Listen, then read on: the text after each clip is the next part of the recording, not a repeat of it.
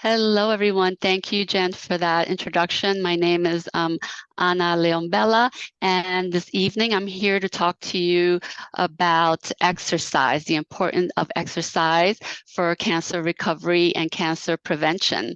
I'm also a cancer survivor. I'm a 7-year breast cancer survivor.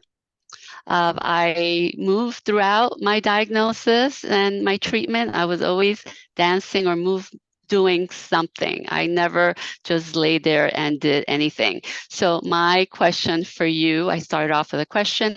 How many of you exercise today? And I see some of you already raise your hands. I'm seeing some chats, and those of you that answered, what did you do? So I see paddled, laundry and walking. Oh, I love it. I did Movement for Life with Evelyn Nunley. Yes, my colleague Evelyn. Oh, I'm so happy to know that some of you do take class. Anything else? Let's see what else.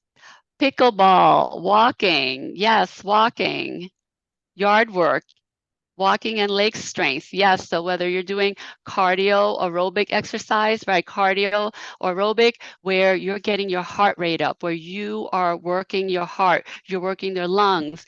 If you're strengthening exercise, fortifying, tonifying the muscles of your body, that's great. Gardening, walking flights of steps. Someone wrote, MJ writes, I did exercises with the Metro in Home Active on YouTube. Yes, having those resources, looking for a fun YouTube video. Ultimately, like I started the conversation with Jen, who said to me, I don't like to exercise.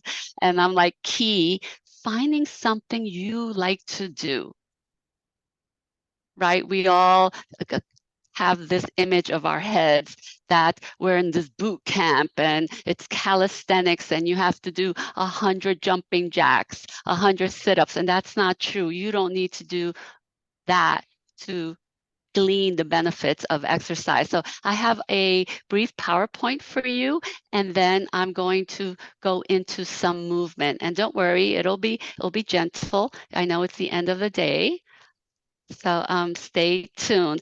And if questions come up as I'm talking, especially during the PowerPoint, because I can't see the screen, feel free to put it in the chat, or I will stop at a certain point and leave room for questions, or if you need any clarifications on anything I'm saying.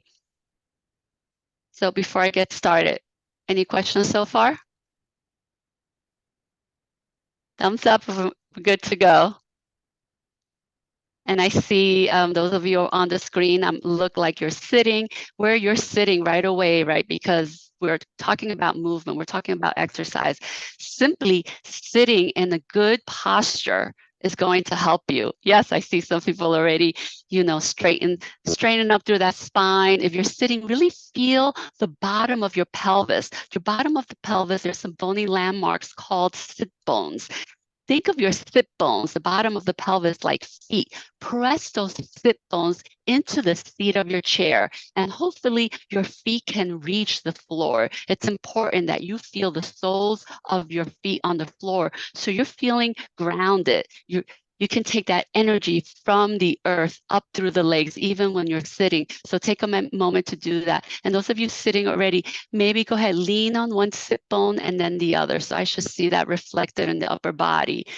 So you're shifting your weight from one sit bone to the other. You may be shifting your weight from one foot to the other, and then come to a point where you feel grounded, steady, a neutral position. And here, right, we did a little side to side, pause for a moment. Now just focus on this verticality. Feel a nice long spine, feel energy up and out the crown of the head, down and out through your tailbone. So you have a nice long spine. And maybe take those shoulders up to the ears. Release, shoulders up to the ears, release, shoulders up to the ears, back, circle back, and just let the arms hang like overcooked asparagus. No tension.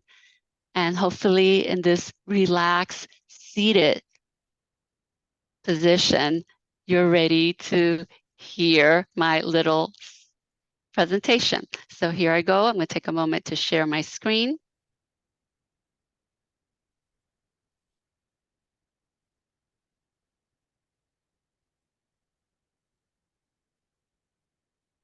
So Jen has already introduced me, so I will move forward.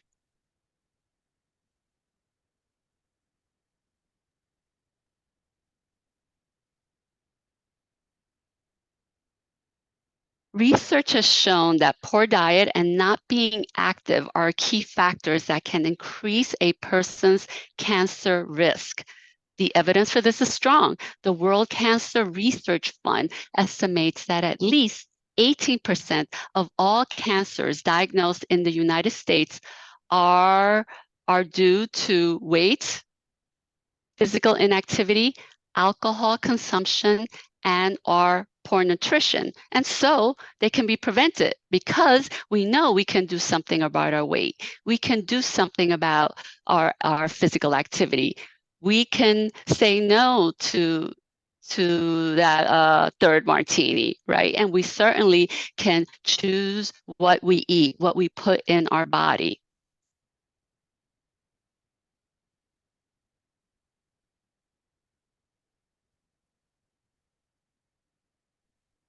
So the American Institute for Cancer Research offers a guidelines for cancer survivor. The first one is control your weight.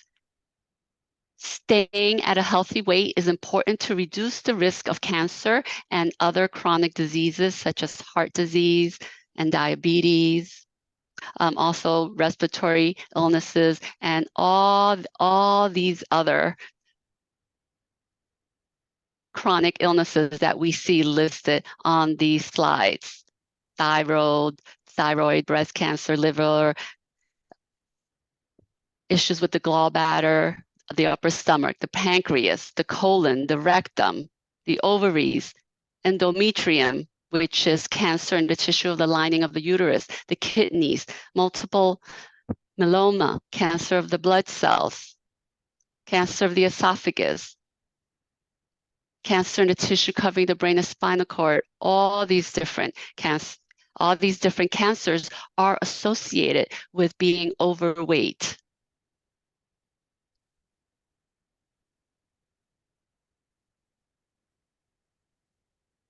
So another statistics, the American College for Sports Medicine concluded that regular exercise may reduce our risk of developing some cancers by as much as 69%.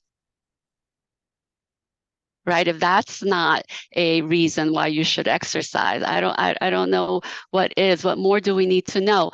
Another large scale study in 2016 found that highly active people were much less likely to develop 13 different types of cancer than people who rarely moved.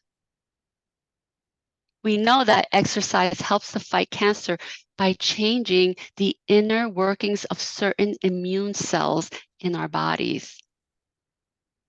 Studies, research have also found that exercise may improve treatment outcomes and prolongs life in people who already have been diagnosed with cancer. Lastly, we know that working out may enhance the immune system's ability to target and eradicate cancer cells. So exercise will help your immune system fight cancer cells more effectively, more efficiently.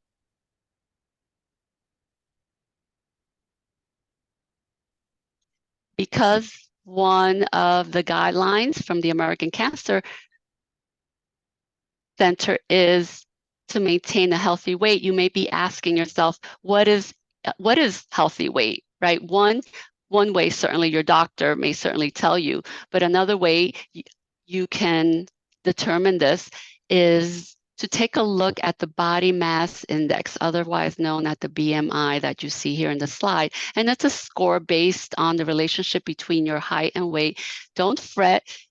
Ask your doctor because it can be deceiving. Sometimes if you are highly muscular, you may fall into this obese area and have a BMI of of 30 or above. So again, this is just a guideline. The best way is to really to ask your doctors. And most doctors actually use this particular chart, but a doctor can really tell you if you should definitely lose weight or if you should be gaining weight. Another way to determine whether you are at a healthy body weight is to pay particular attention to your waist to hip ratio. The World Health Organization recommends that the WHR, the waist to hip ratio of 0.85 or less for women and 0.90 for men. To calculate this, you can go to this calculator that I have listed here, and I will put it in the chat a little bit later. Or another way to measure whether you fall in this obese part of the BMI chart is to check your absolute waist circumference. If above 40 or 102 centimeters in men, you will be falling in that obese or overweight on the chart.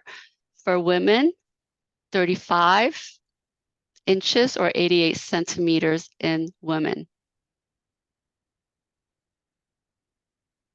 And what this basically tells you is it also tells you that people with apple-shaped bodies, people who have more weight around the waist, face more health risks than those with pear-shaped bodies who tend to carry more weight around the hips. But again, you might want to check by either measuring your waist to hip circumference or checking in with that BMI chart.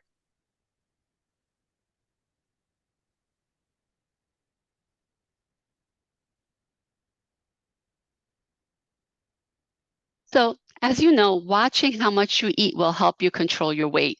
Another key is to be more physically active. Being active can help reduce your cancer risk by helping with your weight control. We know that it can also help improve your hormone levels and the way your immune system works. And it helps reduce chronic inflammation throughout your body. So the recommendation is move more, sit less, be physically active for at least 30 minutes every day. The latest recommendations are for adults to move between 150 to 300 minutes a day of moderate intensity activity. And we will take a look at what constitutes moderate intensity activity in a slide later on, or 75 to 150 minutes of vigorous intensity activity each week. Vigorous activity, you can think of more jogging, running, and racing, or doing a combination of the two.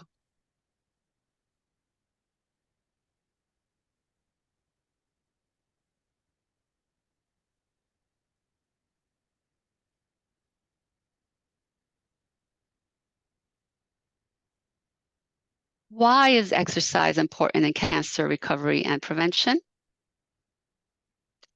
It helps increase the tolerance for cancer therapies. It increases the heart and lung function. It helps you to reduce cancer-related fatigue, right? When you are exercising, when you're getting that heart to pump faster, what's happening? The heart's it's pumping oxygen, bringing oxygen to all the cells of your body, and that will help with cancer-related fatigue or just fatigue in general. We know that exercise lessens the impact of cancer and its treatment. It helps improve your stamina and your strength. It helps improve your mental health.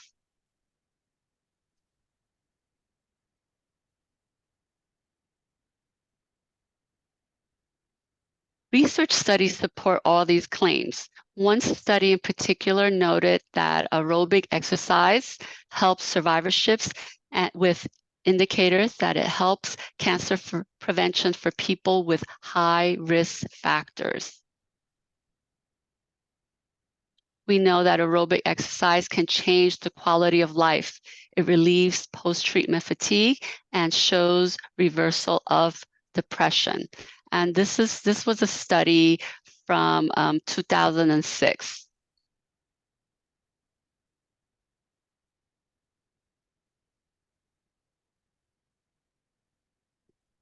I mentioned that exercise can help boost your immune system. It also helps you activate your lymphatic system. Your lymphatic system is part of your immune system. This lymph system runs parallel to the circulatory system of your body.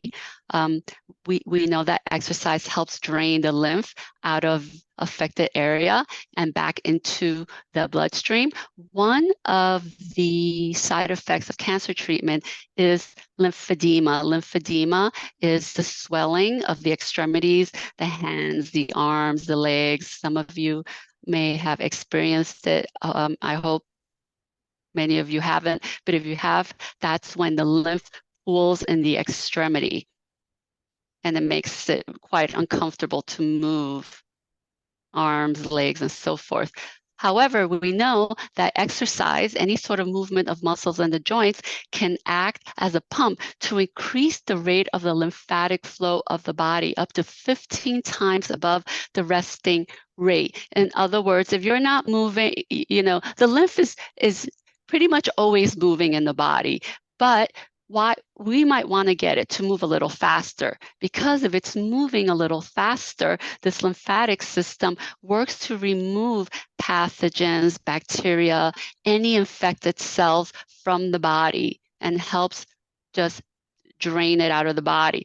So another important reason to exercise is to really activate your lymphatic system. Help rid the body of all infected cells or anything we don't want in the body. Doing gentle stretching and range of motion exercise can help the muscles contract and relax. This helps push the lymph along and also strengthens our lymphatic system. And I'm going to show you some lymphatic breathing and movement sequences that can help activate your lymph.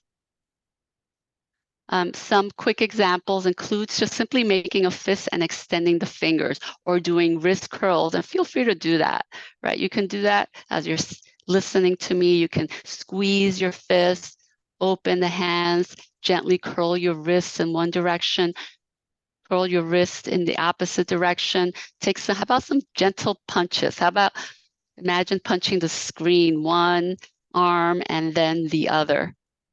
So any punching motion where you're extending and flexing of the elbow, great way to activate your lymph. We know also that exercise is also an essential part of the complete decongestive therapy CDT program that manages the swelling of lymphedema. Again, I mentioned lymphedema is that pooling of the lymph, right? When the body detects an infection in any part of the body, what it does is that it floods that part of the body with white blood cells, with lymphatic fluid that carry the white blood cells and help eat up those infections and helps the body remove infections.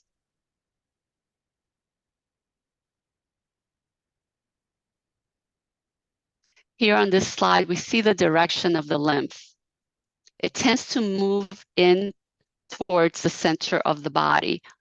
We know that muscular activity, especially activities that are initiated from the body extremities, is essential to maintaining the healthy flow of the lymph. So inhaling and stretching your arms out, reaching up towards the ceiling as best you can, will help stretching, lengthening the arms and the legs. So even if you're seated, right, you can go ahead and stretch your legs out in front of you. Maybe take advantage of that right now. Go ahead, extend the legs out. Think of the heels pressing away from you. And how about flexing and extending at the ankles?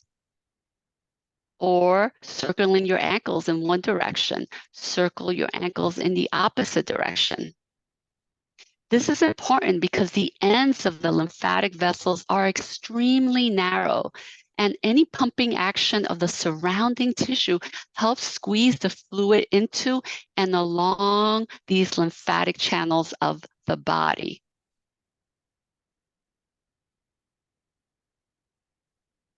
The type of movement that really helps move our lymph, right? Again, the lymph part of our immune system, any sort of rhythmic squeezing of the periphery of the hands, of the feet.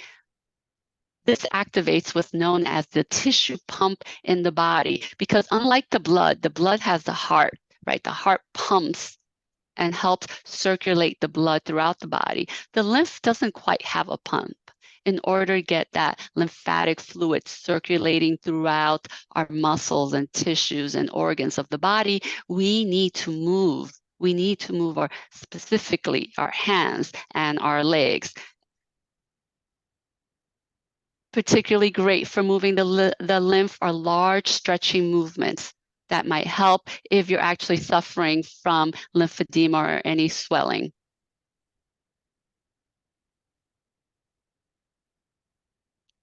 So at Moving for Life, right, I work for the organization Moving for Life. We teach what's known as the lymphatic warrior movement sequence. And I'm going to show you that when I stop the little slideshow. But basically, you inhale deeply as you expand the body.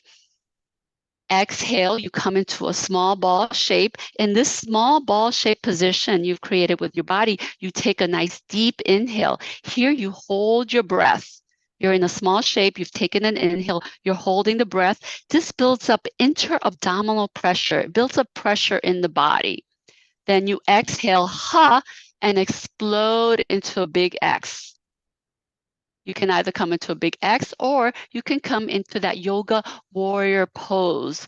And again, I'll stop sharing my slides in a little while and I will go through this entire movement sequence once again so you can see me demonstrating it full bodied.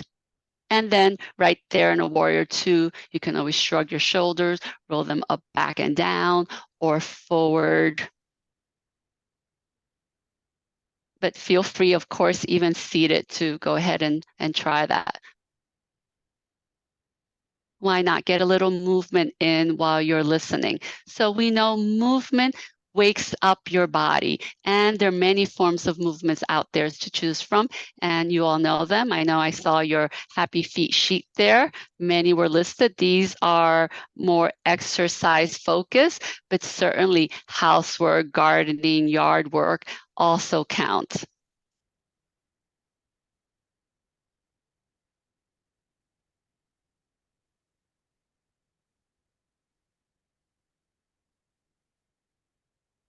Now, studies have shown that few Americans get the recommended amounts of exercise. And again, that's at least 150 minutes of moderate intensity aerobic exercise, like a brisk walk is considered a moderate aerobic activity each week. Plus, rarely do people include muscle strengthening activity like lifting weights. And it's recommended that you lift weights at least 2 days each week. And as I mentioned before, and I'll repeat again, exercise is important because it improves your stamina. It can help you control your weight if you tend to be overweight, but it might even help you gain weight if you need to gain some weight because maybe it'll increase your appetite. Also, exercise helps strengthen the muscles.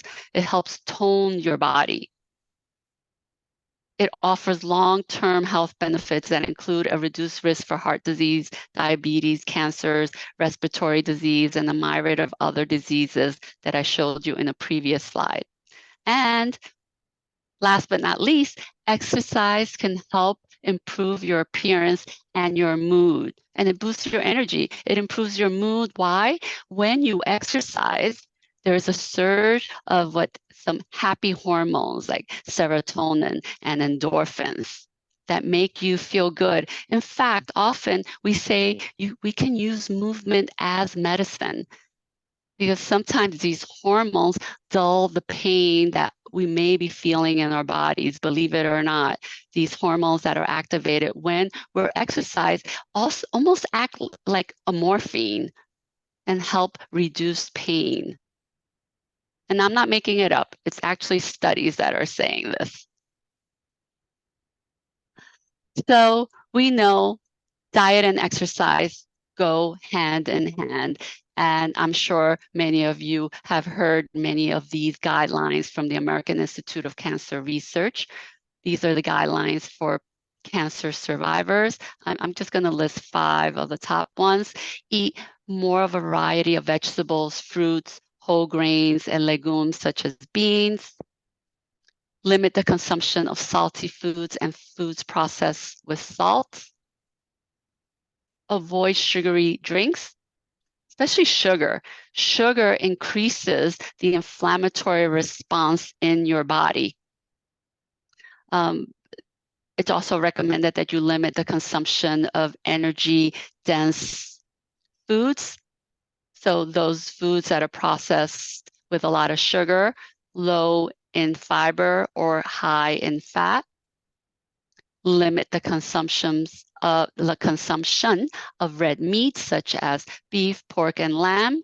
And if you are going to eat meat, it's recommended that you eat meat that's hormone-free. I try to, for the most part, eat grass-fed beef whenever I can. Meat that has not been treated with artificial hormones, and certainly avoiding processed meats because processed meats tend to contain a lot of salt. And lastly, the 5th recommendation is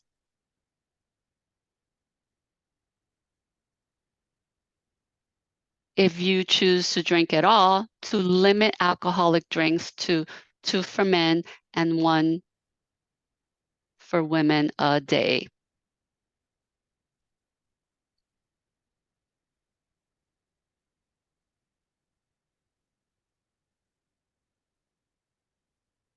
So let's quickly look at what type of exercise is best.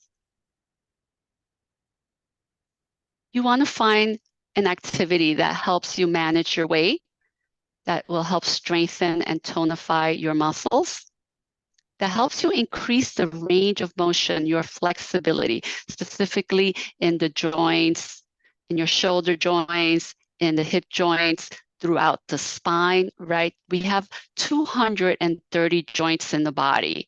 I'm always in disbelief that we have that many joints, right? Joints are where you can find mobility in the body, in our skeletal system. We want a exercise program that helps you overcome fatigue, because as I mentioned earlier, exercising helps increase the exchange of oxygen and carbon dioxide at a cellular level in our body, and that helps us so we're not so tired. Exercise can also help improve your balance.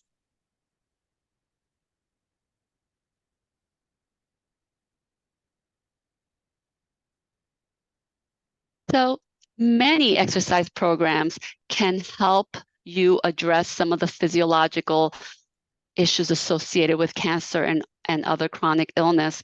Our program at Moving for Life in particular definitely can help you with aerobic capacity, can help with weight changes, range of motion, swelling and inflammation, if you're suffering from joint pain, and again, can help you overcome fatigue.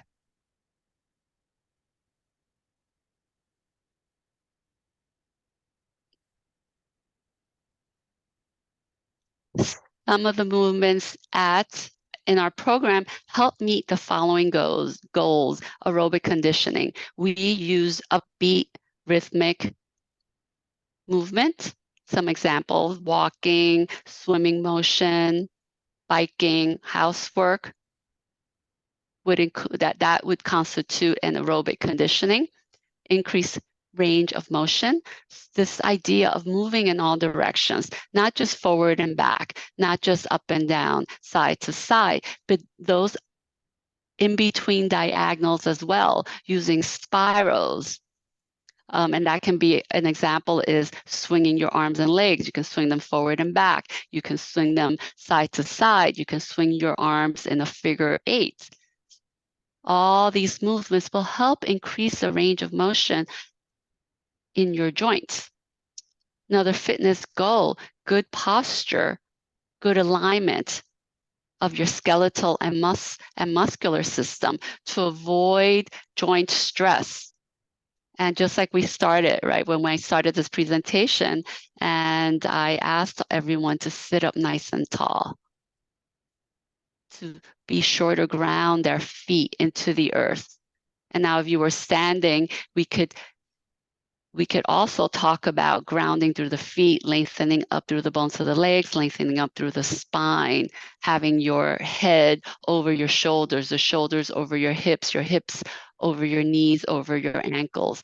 Good, proper alignment. So important to avoid joint stress. Also, the idea of space in the joints, as opposed to bone on bone. If you could even imagine, right, the brain is a powerful organ, thinking of space in the actual joint capsules, because our joint capsules, many of our joint capsules contain a sac of fluid that lubricates that joint, otherwise known as synovial fluid. And I didn't mention in the slideshow, but when you move, when you wiggle and you jiggle, that's a way of warming up the synovial fluid in your joints. That can help with joint pain.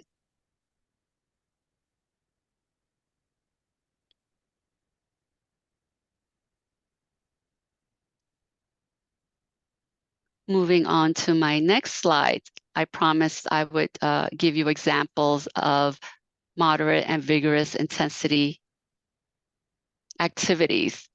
So here you have it. In terms of exercise and leisure, moderate intensity activities include walking, dancing, leisurely bicycling, ice and roller skating, horseback riding, canoeing, and yoga. In this category of exercise and leisure, vigorous activity would be jogging or running, fast bicycling, circuit weight training, which is, you do a particular weight training exercise, you move on from arms to legs to torso, aerobic dance, martial arts, jumping rope, and swimming. In the sports category, in the second category here, we have moderate intensity would be volleyball, golfing, softball, baseball, badminton, doubles tennis, downhill skiing. Vigorous intensity sports, soccer, basketball, field or ice hockey, lacrosse, singles tennis, racquetball, cross-country skiing. In terms of home activity, moderate intensity activities would be mowing the lawn, general yard and garden maintenance, or general like housework, I would say, doing laundry, especially if you have to go up and down stairs, right? Vigorous intensity activities, digging, carrying, hauling, masonry, carpentry. And I noticed on your happy form, you had shoveling, like shoveling snow. Workplace activities like walking and lifting as part of the job, like custodial work, farming, audio or machine repair. Vigorous intensity work would be heavy manual labor, forestry, construction, or even firefighting.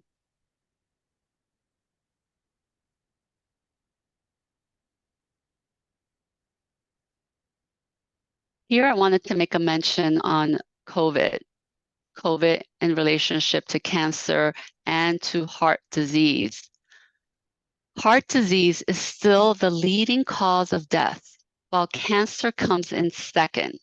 Even during the COVID-19 pandemic, at least twice as many people died from cardiovascular causes as those who died from complications from the SARS-CoV-2 and the novel coronavirus, which I thought was interesting. And actually, COVID is now number 3, the third cause of death, cause of mortality in the United States.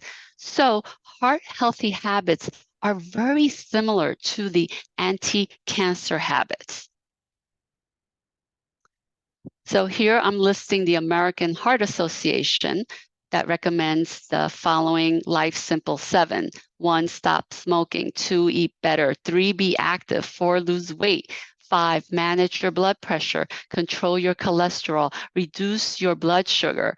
Very similar to the American Institute of Cancer Research guidelines for cancer survivor, which here I'm just going to show you the slide that lists them. I'm sure you have seen and heard all of these before. Look how, oh, excuse me, how similar, right? How they share certain guidelines. The idea of weight, the idea of being physically active, the idea of avoiding sugary drinks.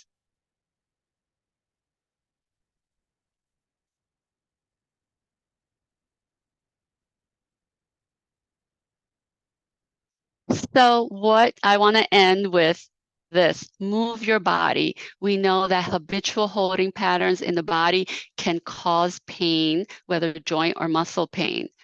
Often, right, if we're always holding our body in one position, a chronic holding pattern sets in, and your spine can become frozen in a curvature in one direction only, unable to move freely through its normal range of flexibility. And usually that curve tends to be that rounded, right, where your torso is hollow, your chin is jutting forward, you're hunching your shoulders.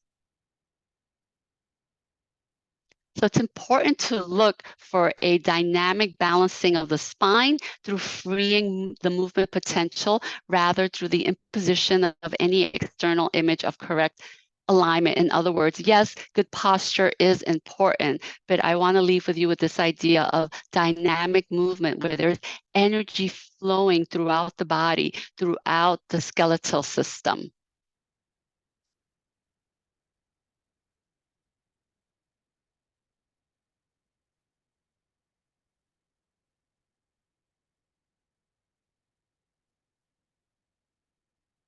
So in summary, if you've been diagnosed with cancer, exercise is one factor within your control that can make a real difference in your life.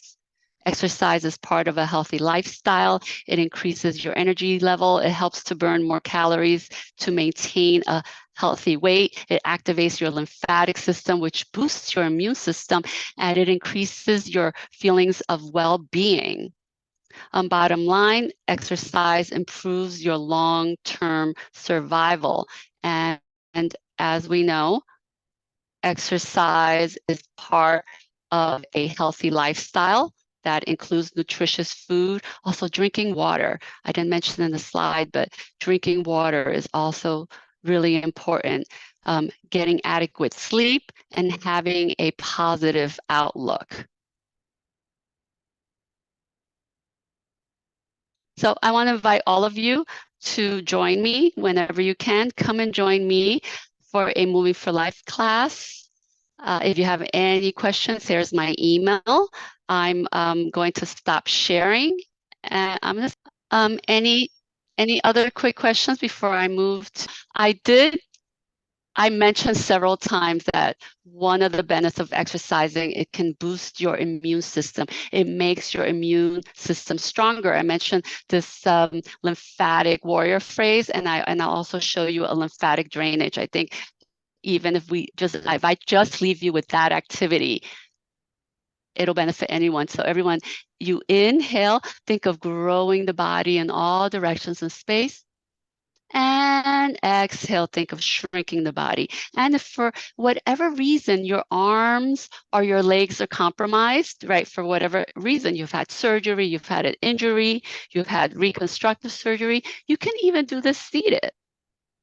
But again, if you're going to sit, right, like when we began, sitting up tall on those sit bones. I'll turn here slightly sideways so you can see I'm not slumped back, resting on the chair, letting my abdominals bulge out.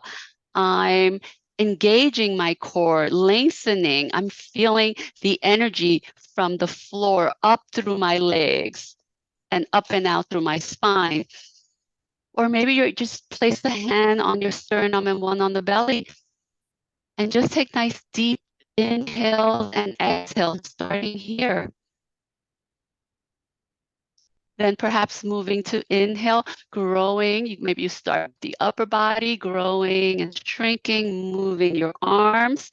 And again, if your arms are compromised, if you can't move the arms as high as it's okay, right? Even if you're moving just a little, even if they only go up to shoulder level, that's just fine. But if you can, you do want to see how far you can extend, right? It helps increase the range of motion, helps stretch the muscles. It also actually helps lengthen the lymphatic vessels, blood vessels, right? Everything is benefiting from moving the arms. You could do the same for the legs. You could, for whatever reason, if you're sitting, if it's too much for the legs, it could be very small. Maybe you're just lifting one and then the other. Think of lifting one knee and the other. And even if that's too much, think of lifting the heels up and down. I don't know if you remember one of the first slides I mentioned, just activating the tissue pump by making fists with the hands, circling the wrists, circling the ankles. You can try challenging yourself. Can you move two wrists and an ankle at the same time? And I didn't put it in this slide as often. I do many different variations on this slide, but also exercise makes you smarter. Because learning new combinations, new routines really increases the size of your brain, makes new neural connections, believe it or not. And then maybe take a little wiggle jiggle, maybe shake out the legs. I mentioned briefly the synovial fluid, the fluid that lubricates the joints, particularly in your hips and your knees. So if you are taking certain medication that affects your joints, like many of the cancer treatment medications do, just even gentle jiggling, wiggling may help decrease the joint pain. And then pause. And once again, here we go. Inhale, grow the body in all directions of space. Exhale, shrink. And if you can, bring that chest all the way to your knees if it's comfortable. If it's not, don't go down as far, right? Maybe you keep it right here. But if you can, see how far you can reach to the edges of what we call your personal bubbles. And as you exhale, see how small a shape you can create. And if you can, bring that chest to your legs and squeeze. Inhale, hold the breath in the small position. Hold the end and explode. Ha! Extending the arms and legs. Let's try that 3 more times. Everything in towards the belly button, your arms, your legs, your head, your tail, curling in a small ball, almost like a fetal position. Taking a release it with a forceful ha. And if, again, for whatever reason, you can't do both the arms and legs at the same time, you can pick one. Maybe you just do the legs, then do the arms. But if you can, multitasking here, everything at once, belly button to spine, chin to chest, curl, squeeze, make fists with my hands, with my face, and I see inhale, holding, and then explode. Ha. You can rest your feet, and if you need to, you can take a wide seated stance. I'm sitting again, nice and tall on my sit bones. Maybe lengthen one arm up if you can, massage under the armpits. Here we're activating the lymphatic nodes. The lymphatic nodes are what filter the blood of pathogens, bacteria, viruses, stroking from the fingertips down. I think in one slide you saw how the lymphatic fluid goes from the periphery, from the fingertips back into the center of the body. You repeat that on the other side. If you can, you extend the arm up or as far up as is comfortable for you. Feel free to make any adjustments. Everyone is different. We're at different stages of recovery, different stages of fitness. We can do the same for the lower body. Usually it's a little harder to activate. We have lymphatic nodes very close to the groin, and that fold of our hips, that's where it is. So if you need to, right, if you're seated, maybe you need to lengthen that away, or if not, you stand. Here again, what we're doing here is we are clearing out our lymphatic nodes. And then from there, stroking from the knee up. And again, if you need to sit again, you sit so you can reach even your feet, especially if you have swelling in your feet. See if you can massage those feet. Also activating our distal ends of our body helps activate the proprioceptors in our body. Proprioceptors tell our body where we are in space. And be sure to do the other leg. So again, you are stroking in towards the center of your body because the lymphatic fluid runs in the same direction as the venous blood flow. And if anything I'm saying gets too technical, take what you need, let go of what you don't need. Just remember that the lymph goes back towards the heart. So the massaging action goes in. So this is one movement sequence that all our Moving for Life instructors teach at every single class. In fact, I invite you to try doing this every single day. After your shower, when you're putting on your bath oil, or your cream, go ahead and give yourself a little lymphatic drainage massage, a way to keep that lymphatic system active. And certainly, that exercise can also activate that lymphatic system. So now I'm going to do a variation standing.